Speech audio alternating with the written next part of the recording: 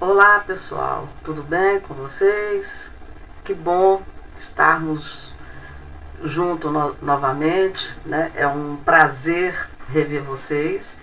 Então estamos aqui, né, voltando às nossas aulas, para falar hoje sobre a Era Napoleônica. Só lembrando, né, que Napoleão teve uma ascensão fulminante lá no finalzinho da Revolução Francesa, né? Ou seja, na última fase da Revolução Francesa, ali naquela parte do consulado, onde havia o governo, né? Foi dividido em 3 cônsules, mas quem mandava era exatamente Napoleão, né? Depois ele foi eleito cônsul vitalício, e dali para se tornar imperador foi um pulo. E também recordando aí que a Revolução Francesa, ela é um marco, mas lembrando que ela foi uma conquista da burguesia e não do povo. E é justamente nesse aspecto que entra aí a Era Napoleônica, ok? Então vamos lá? Gente, a Era Napoleônica vai de 1799 a 1815, ou seja, ele ficou 15 anos no poder da França. Napoleão vai dar o golpe, o finalzinho, como eu falei, o finalzinho da Revolução Francesa. Ele vai ter uma vitória fantástica no Egito, e além do mais ele estabelece algumas relações de paz, principalmente com a Itália. Então ele se torna um verdadeiro herói na França e dá esse golpe, né? Quando ele volta como sendo o salvador da pátria.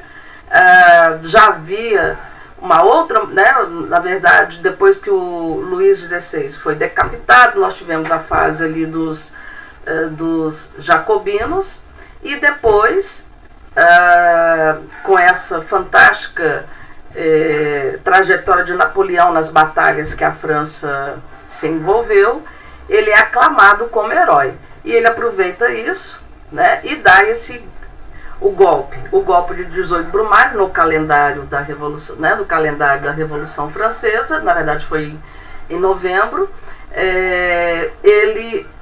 A monarquia novamente vai ser afastada, e o poder vai ser dividido entre 3 cônsules. Mas como eu disse no início da aula, Napoleão é que fazia tudo. Então vamos lá para as fases da Era Napoleônica. Ela é dividida em 3 fases. O consulado, como eu disse a vocês, que ele seria depois ele se tornou o cônsul vitalício, praticamente ele já mandava nessa época aqui. Depois o Império Napoleônico, 1804 a 1815, que foi o grande realizações de Napoleão. Ele se consolidou no poder e ele aproveitou todo esse prestígio que ele tinha na França e se tornou um imperador, tá? E depois nós vamos falar da última etapa do governo dele, que foi o governo de 100 dias, de 20 de março de 1815 a 8 de 7 de 1815, que é justamente quando a gente vai explicar aqui no decorrer, que foi um período muito curto. Aí não tinha muito mais o que Napoleão fazer, tá? Então vamos explicar aí agora cada um, aliás, dessas fases, ok? Vamos lá? Prestando atenção. Gente, o consulado, 1799 a 1804, ele vai ser caracterizado porque o Napoleão era isso aí a gente tem que dizer, antes da gente até explicar um pouquinho do consulado. Napoleão é considerado o maior estrategista militar da história. Napoleão, pessoal, para vocês terem uma ideia da importância do que foi Napoleão na história, tem mais ou menos quase 6.000 livros publicados. Então ele é uma figura extremamente importante. Inteligentíssimo, estrategicamente na questão militar não há nenhum outro, mas infelizmente, né, vamos assim dizer que essa inteligência, essa capacidade de estratégia se tornou ruim, porque Napoleão começou também a querer demais. E esse querer demais é levar a França a várias guerras, e principalmente ele queria dominar toda a Europa, né? Então é muito contraditório, eu quero que vocês entendam. Ele fez muita coisa boa, assim, para tirar a França do lamaçal que ela estava, mas infelizmente levou a França também a várias batalhas, as várias guerras, e isso, obviamente, trazendo morte ao povo francês, não foi legal, tá bom? Então foi um período que ele conseguiu recuperar a economia, reorganizou a parte de leis jurídicas do governo francês, né? Deixar claro que esse consulado era republicano, ou seja, nós não estamos mais falando de monarquia, porque nós temos um civil, né? Na verdade eram mais dois, mas quem mandava era Napoleão. Então, republicano. O que significa republicano? Um governo governado por uma pessoa que era militar, mas não tinha nada a ver com a monarquia, ok? Não tinha nada a ver com as dinastias, nada disso, tá bom? E lembrar também que ele foi apoiado, a burguesia ficou muito satisfeita com ele e, obviamente, deu maior apoio para que isso acontecesse. Como eu disse para vocês, o consulado era dividido com mais dois cônsules, era o Napoleão, o Roger Ducos e o Serrier, né, francês é complicado, mas eles diziam que era uma democracia. Gente, não era democracia. Havia uma Constituição? Sim, havia uma Constituição, mas quem mandava em tudo, que propunha leis, que nomeava ministros, que administrava, e principalmente a política externa, era Napoleão. Então, de democracia não temos nada. O que vai acontecer de importante nesse período do consulado? Praticamente Napoleão conseguiu aniquilar, quer dizer, ele deu um basta ali nas oposições, ou seja, não havia oposição contra Napoleão, né? Então, todo aquele projeto, lá do início da Revolução Francesa, Liberté, Égalité, Fraternité, ou seja, liberdade, igualdade e fraternidade, vocês podem esquecer, não estava sendo cumprido aqui. Aí, o que vai acontecer? Como Napoleão deu essa organizada na casa, deu uma faxina, limpou tudo, ou seja, a França voltou novamente a ser uma grande potência, principalmente ele conseguiu consertar a parte da crise econômica que a França estava afundada desde lá na época do início ali da Revolução Francesa. Lembre-se, né, a revolta da burguesia, o próprio povo que pagava o terceiro estado, onde tinha a burguesia e os camponeses, ou seja, os mais pessoas de dinheiro e as pessoas mais pobres, é quem sustentava o primeiro e segundo estado. Então isso levou também a uma grave crise econômica na França. Lembre-se da guerra, né? A França e Inglaterra sempre se engalfiaram, sempre foram inimigos mortais, e isso teve custos terríveis para a França. Além também de economicamente, né? Na parte, teve uma seca terrível, que a parte agrícola da França foi praticamente afetada e o povo estava passando fome. Além disso tudo, havia também a concorrência com os produtos ingleses. Economicamente, a Inglaterra mandava em tudo, era a senhora da economia. Então, essa concorrência com os produtos ingleses, com a industrialização da própria Inglaterra, levou a França a toda essa crise econômica. Tá? Então, Napoleão fez tudo isso, conseguiu dar uma ajeitada, e por causa disso, e a burguesia achando a coisa mais linda, vai nomeá-lo como cônsul vitalício, em 1802. Tá? Então, ele foi totalmente ajudado pela burguesia, e principalmente pelos avanços que a França estava conseguindo. Até aí tudo bem? Beleza? Vamos lá. Bom, agora vamos falar do Império Napoleônico. Gente, vocês estão vendo aqui ao lado, Isso aqui são pinturas. E o Napoleão não era um homem bonito. Mas lógico, né, no retrato, assim, nas pinturas, os pintores ajudavam bastante a melhorar a figura das pessoas, né? O Império Napoleônico, 1804 a 1815. Por que que ele se tornou imperador?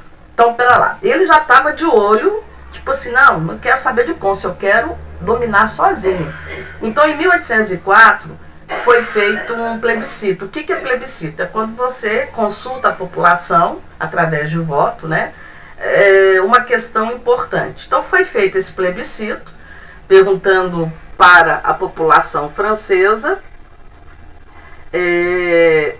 obviamente, se eles queriam o reestabelecimento do regime monárquico. Lembre-se que na monarquia ela é caracterizada pelo absolutismo, né? O poder nas mãos de um rei. Poder praticamente quase, não todo, mas quase ilimitado.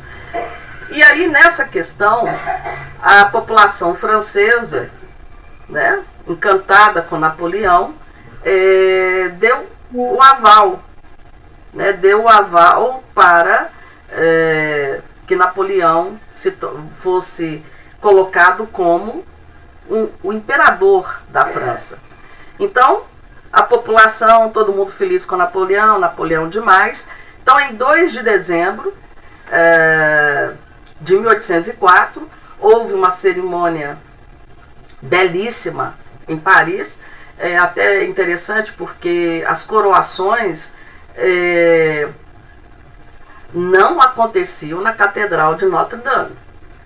Geralmente era feito no palácio, mas Napoleão, já totalmente diferentão, quis que fosse na Catedral de Notre-Dame. Aí, gente, tem uma coisa bastante interessante. Quando ele fez isso, né, nessa questão aí de ser coroado na Notre-Dame, eu preciso falar algumas particularidades de Napoleão. Então vamos lá, antes da gente continuar, para vocês entenderem melhor a personalidade de Napoleão. Napoleão Bonaparte, primeiro, não era francês legítimo. Aliás, ele não era francês. Napoleão nasceu na Córcega, na Sicília, né, ali na Sicília, na Itália. E naquela época, a Córcega, porque todo mundo sabe que a Itália são várias ilhas, né? A Córcega, onde estava Sicília, aliás, a Córcega, a região, né, chamava ali de Sicília, estava sob o domínio francês. Então Napoleão nasceu na Itália, ele era italiano de nascimento. Inclusive, uma das dificuldades iniciais de Napoleão foi a questão de falar o francês, tá? Aí, desde muito, ele vinha de uma família burguesa. Então, desde cedo, o pai o colocou numa escola militar, né, em Paris. E ali, realmente, ele se destacou, né? Ele provou aí toda a sua inteligência. O cara era extremamente inteligente. Geografia e matemática era o seu ponto forte. Até parece, né? Então, ali ele vai começar uma carreira militar fantástica. Aos 16 anos, ele já era tenente. E aos 24, gente, ele já era um general. Então, ele teve uma ascensão militar fantástica. Mas isso devido à sua capacidade de liderança e capacidade estratégica. Então, isso tornou Napoleão um grande líder, né? Fez dele um grande líder. Então, a carreira militar dele foi fantástica. Algumas outras particularidades sobre Napoleão. Napoleão, como eu já falei para vocês, ele era italiano. Obviamente, depois ele vestiu aí a camisa da França. Ele não era um cara bonito, muito pelo contrário, só tinha 1,57 m, baixinho. E não fazia muito sucesso com as mulheres, não. Elas até o chamavam de gato de botas. Por que gato de botas? Gato de botas. Nas botas escuras, geralmente muito sujas, elaminhadas, e ele era um cara muito encebado, Na verdade, ele era encebado. Então, o cabelo assim cheio de gordura, não era um cara chegado aí, né, ficar bem arrumadinho. Então, ele não fazia muito sucesso. Aos 17 anos, ele tem até uma curiosidade, ele foi a um prostíbulo, e lá, a primeira experiência dele, diz que ele fez, segundo, né, as biografias dele, ele fez um questionário com a pessoa, né, com quem ele iria ficar, com a mulher com quem ele iria ficar. Então já demonstrava aí toda essa característica diferente de Napoleão. Aos 26 anos de idade, ele se casou com a Josefina, que vai ser aclamada também aí, né, no Império, a imperatriz, vamos assim dizer, e se casou com a Josefina, que era uma viúva, jovem ainda, extremamente rica, tá? Dizem, como eu falei para vocês, são muitos livros biográficos da história de Napoleão, mas dizem que ele era extremamente apaixonado pela Josefina, e ela, como ele ficava muito tempo fora de casa por causa das batalhas, das guerras que ele liderava, né, muito tempo mesmo fora de casa, ela aproveitava para, né, todo mundo já sabe, dar uma chifrada nele. Então, pelas cartas que hoje fazem parte de todo um documentos, né, importantes sobre Napoleão, ficou claro que ele mandava cartas apaixonadíssimas para ela, e quando ele voltou, né, numa das voltas aí das suas batalhas, todo mundo já sabia que ela chifrava ele também começou a chifrá-la, até que veio depois o divórcio, tá? Só para vocês, a gente acrescentar algumas coisas aqui. Então vamos lá. Aí nessa catedral de Notre Dame, gente, né, toda a pompa, e aí estava o Papa da Igreja Católica. E teve uma coisa que é considerada assim um dos atos mais interessantes e peculiares na vida de Napoleão.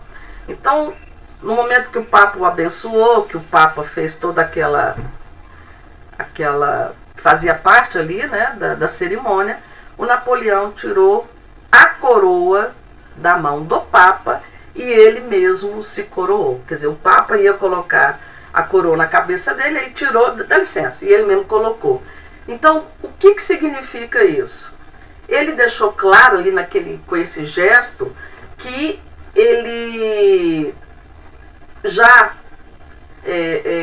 deixava claro para a igreja que o ideal dele é que o poder dele estava acima das autoridades do clero, das autoridades eclesiásticas da igreja. Então, com essa demonstração, gente, ele deixou claro, tipo assim, ó, eu sou imperador, eu vou me coroar, porque eu estou acima de vocês. Então, a gente já percebe aí toda uma mudança nessa questão da igreja em relação à questão do poder, né? Então, Napoleão deixou claro, eu estou acima de vocês, e não vocês acima de mim, ok?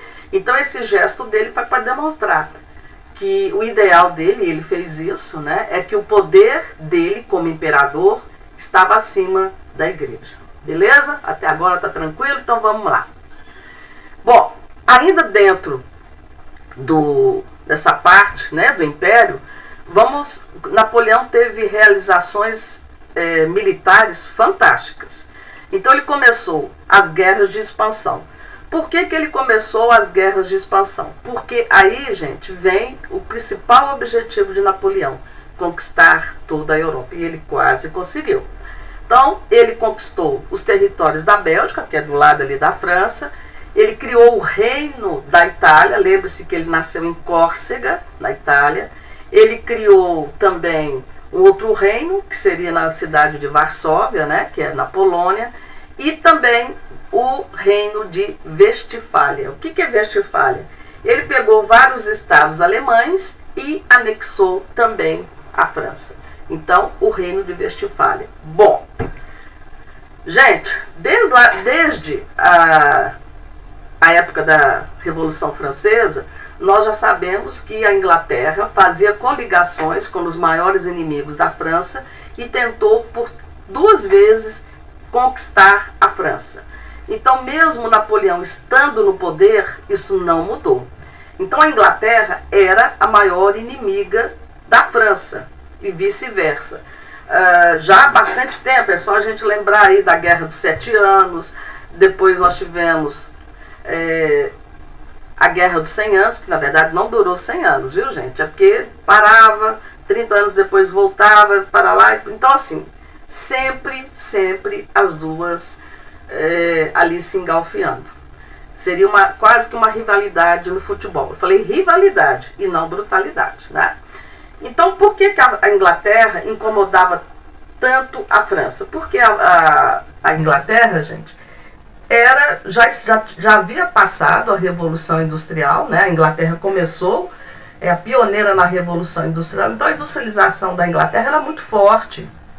Então, Napoleão se incomodava com isso, porque várias coisas que ele queria fazer não tinha como, a Inglaterra dominava tudo ali economicamente. Então, o que passou na cabeça de Napoleão? Eu vou invadir aqui minha inimiga, porque aí eu me torno soberano. Vou mandar aqui em tudo. Só que foi uma tentativa fracassada, né? Que Napoleão tentou, sem sucesso, conquistar a Inglaterra. E a Inglaterra tinha uma marinha fantástica. Napoleão tinha um exército espetacular. E a Inglaterra tinha uma marinha que a França não tinha, né? Então a França não tinha essa parte da marinha aí. Tomou ferro, aí pensou assim, poxa, se eu não conseguir conquistar por uma guerra, eu vou ferrar a Inglaterra de outra forma. Ele falou, vou ferrar a Inglaterra, vou pegar a Inglaterra no seu maior ponto fraco, que era a questão econômica. Aí passou pela cabeça dele, pensou o seguinte, eu vou fazer um decreto, porque eu já praticamente dominei quase tudo aqui na Europa, eu preciso ferrar a Inglaterra. Então, com essa função de ferrar e se vingar, porque na verdade foi uma vingança, Napoleão, em 1804, decreta o famoso bloqueio continental, né? Isso aí veio depois da Batalha de Trafalgar, que foi uma batalha super importante, aonde a Inglaterra venceu a França.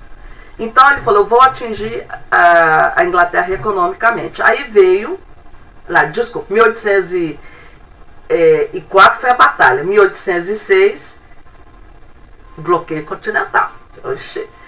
Então ele estabeleceu o bloqueio continental. Ele deixou claro, era uma ordem, um decreto, que nenhum país da Europa, que todo mundo já tinha medo do exército francês, e ele já havia conquistado vários países ali, né? A gente já colocou isso aqui para vocês, que nenhum país mais poderia comercializar, fazer trocas comerciais com a Inglaterra. Então, qual que era o objetivo dele? Ferrar a Inglaterra economicamente, fazer com que a Inglaterra se enfraquecesse, e aí ele invadia a Inglaterra. Né? Só que, como eu acabei de falar, foi um decreto. Nem todo mundo conseguiu fazer isso, né? Então também não deu muito certo esse bloqueio continental. Então, para a nossa história, para a história aqui do Brasil, o bloqueio continental foi super importante, porque Portugal era assim com a Inglaterra. Portugal basicamente só fazia comércio com a Inglaterra, era dependente economicamente da Inglaterra. Então, quando Napoleão fez esse decreto, aí o rei de Portugal, na época, o Dom João VI, pensou, eu não posso cortar meus laços com a Inglaterra. O que ele fez? Todo mundo fala até que foi um ato covarde. Não, é o que ele tinha na época. O que ele fez? Aí a gente lembra que em 1808, toda a família real, com mais de 15 mil pessoas, vieram para o Brasil. Ele saiu de Portugal, veio para o Brasil, né, que era a colônia de Portugal, e imediatamente, quando ele saiu de Portugal, o Napoleão mandou invadir Portugal. Tá? Então, Portugal não aderiu a esse bloqueio, e as tropas francesas invadiram Portugal. E aí, com isso, o Dom João VI pensou, eu não vou romper relações e vou continuar fazendo aqui fazendo aqui as minhas trocas comerciais com a Inglaterra, tá? Então, o Dom João VI e toda a sua família fugiu para o Brasil em 1808, tá bom? Aqui está 1807, porque foi no finalzinho de 1807, a viagem durou 2 meses, eles chegaram aqui em 1808, ok? Vamos lá? Bom, aí, gente, Napoleão continuou se achando. Então, com Portugal, ele já tinha dado lá a sua vingança, mandou invadir Portugal. Aí havia um país super importante, gigante, que é a Rússia, né? É o país mais extenso do planeta, 17 milhões de quilômetros quadrados, ou seja, mais do que o dobro do Brasil, né? Então, ele vai fazer uma guerra contra a Rússia. Esse foi o maior erro, segundo os historiadores, e obviamente que foi, o maior erro de Napoleão foi ter tentado invadir a Rússia. Eu vou explicar por quê. Então, guerra contra a Rússia, 1812. A Rússia até aderiu, no início lá, o bloqueio continental. Mas a Rússia, né, que aí vai vir a questão da Primeira Guerra, depois a questão da Revolução Russa em 1917, a Rússia passava por uma grave crise agrícola. Então ela precisava também de fazer comércio, de comprar os produtos da Inglaterra. Então, como a Rússia vivia uma grave crise econômica, a Rússia era um país praticamente agrícola, o Napoleão se vingou da Rússia no início, sim. Depois o czar Nicolau II continuou. Aí foi uma vingança mesmo. Ele falou, agora eu vou também invadir a Rússia. Porque se ele tivesse conseguido conquistar a Rússia, gente, aí acabou. Aí mesmo não tendo conquistado a Inglaterra, ele praticamente já era aí o senhor da Europa. Bom, como represália, ele decretou guerra à Rússia. Gente, ele enviou 600 mil homens. Eu disse 600 mil homens. Lembrando que naquela época era a cavalo, né, pelo mar, mas demorou muito. 600 mil homens, tá? Só que aí os russos foram muito espertos. Então tem aquela tática de guerra que diz assim, se eu não posso lutar de igual para igual com meu inimigo, eu vou vencê-lo por outros aspectos. E aí os russos, como Napoleão as tropas de Napoleão foram praticamente começaram a invadir o território russo, que é gigante. Quando ele praticamente estava às portas de Moscou, capital da Rússia, praticamente ali Napoleão perdeu a guerra e o trono. Por quê? Os russos usaram uma tática chamada tática da terra arrasada, que foi usada também contra Hitler na Segunda Guerra Mundial, chamado Senhor do Inverno, General do Inverno. Então os russos pensaram, a gente não tem armas, a gente não tem um exército tão espetacular como o de Napoleão. Então eles foram se afastando, eles foram recuando. Quanto mais eles recuavam, mais eles destruíam tudo, queimavam plantações, escondiam qualquer coisa que poderia servir de alimento para um exército já cansado e debilitado, né? Então, isso tudo também conta. Então os russos foram recuando e destruindo tudo que pudesse servir de alimentos para o exército francês, a famosa tática da terra arrasada. Só que o exército francês ia adentrando pelo território russo, mas ao mesmo tempo esses 600 mil homens foram vencidos pelo cansaço, pela fome e pelo frio, né? Então esse exército ele praticamente definhou. Foram várias e várias mortes, não pelas batalhas, mas pela fome, pelo cansaço físico, lógico, né, gente? e também pelo frio. Para vocês terem uma ideia, dos 600 mil homens que foram para a Rússia, só 27 mil voltaram, entraram ali pela Polônia, que era já do domínio francês. Então, gente, essa derrota de Napoleão praticamente marca ali o fim do seu império, o declínio do seu império. Então, a Inglaterra, espertíssima, sabendo desse fracasso da tentativa de Napoleão invadir a Rússia, em 1814, a Inglaterra se une, vem cá pessoal, a todos que odiavam também a França, com os maiores inimigos da França. Então, com os exércitos, fazem aí uma outra coligação e principalmente formaram aí uma força, né, de ingleses, austríacos, russos também, né, que os russos estavam pé da vida com Napoleão, e prussianos. A Prússia era a parte mais rica da Alemanha. A Alemanha ainda não era um país unificado. Então, invadiram a França, chegaram em Paris e prenderam Napoleão. Quando eles prenderam Napoleão, gente, até pelo acordo que foi feito, e ele era um grande militar, havia uma cláusula lá, né, uma lei que ele foi preso, mas mandaram Napoleão para o exílio. Exílio é sair do país, né? Não porque a pessoa quer, ela é obrigada a sair do país.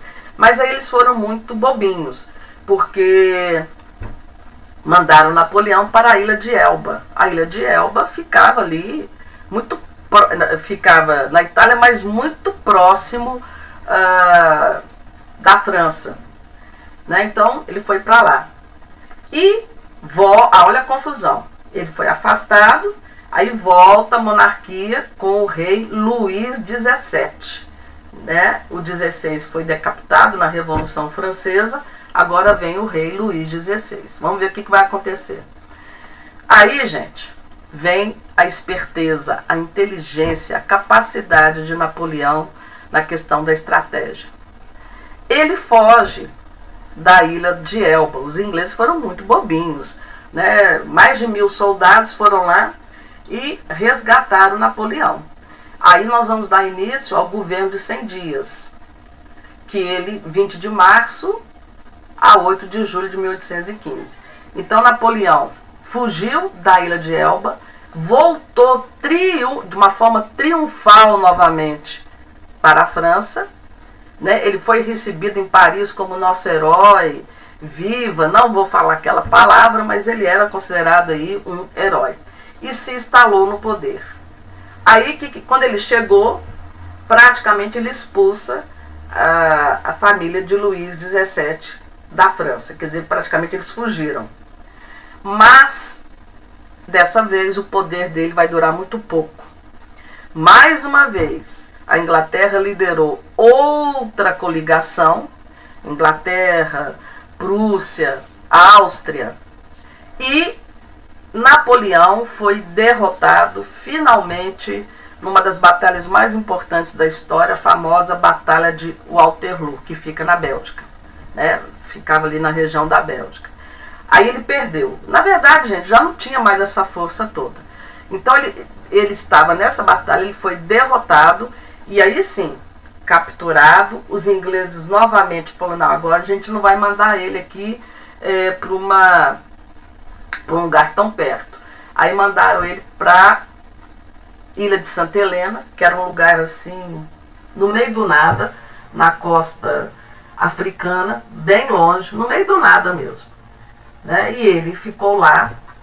Aí ele não conseguiu fugir, ele ficou lá até a sua morte, em 5 de maio de 1821, de câncer no estômago, aos 50 anos de idade. Pessoal, Napoleão deixou algumas coisas importantes. Então ele criou, são as realizações de Napoleão. Ele criou um banco, ele conseguiu reduzir a inflação, fez investimento em escolas públicas, ele fez investimento em grandes obras públicas também, e criou um código jurídico chamado Código Civil Napoleônico, que garantia a propriedade privada, a igualdade de todos perante a lei, mas em compensação, proibição de greves, criação e também proibir a criação de sindicatos. Então, ele fez algumas outras coisas boas, mas não era uma democracia. Aí eu queria falar para vocês, antes da gente finalizar, que Napoleão, falei para vocês que foi casado com a Josefina, dizem que foi a grande paixão dele. Depois eles se divorciaram e ele teve um segundo casamento com a Luísa da Áustria, com quem ele teve um único filho, que seria o Napoleão II, mas que não chegou a praticamente suceder o pai, porque